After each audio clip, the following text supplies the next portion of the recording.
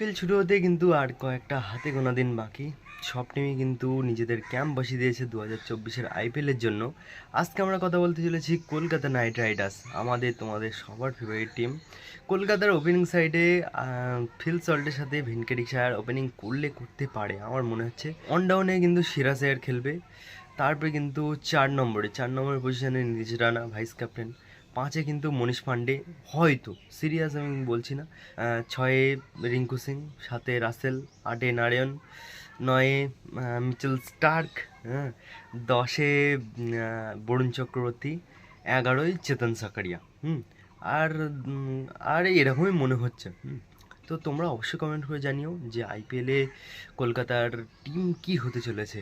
আর তাছাড়াও কিন্তু আমাদের মেন্টর ভীষণ শক্ত, গৌতম গম্ভীর আমাদের দলে আবার রিটার্ন এসছে, এটা কিন্তু অনেক বড় ব্যাপার।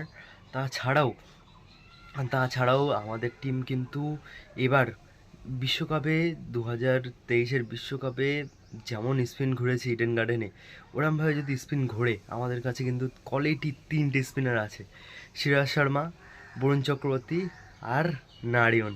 হ্যাঁ, তোমরা অবশ্যই কমেন্ট করে জানাবা এই তিনজনে যদি 12 ওভার বের করে দিতে পারে, হ্যাঁ, তাহলে কিন্তু আর 2 ওভার জায়গার মধ্যে করানো যাবে। রাসেল তো আছে, মিচেল স্টার্ক তো আছে, আর আরেকজন চেতন সাকারিয়া হয়তো, সিরিয়াস না। তো আমার মতে এবার সবচেয়ে বড় দাবিদার হচ্ছে কলকাতা। কাপের দিক থেকে যদি সিরাজ আয়ার ভালোভাবে ক্যাপ্টেন্সি করে, আর সিরাজ আয়ার তেমন যদি ভালো ফর্মে থাকে, সারা টিম যদি রান করতে পারে, সবচেয়ে বড় দাবিদার হচ্ছে কলকাতা আমার মতে।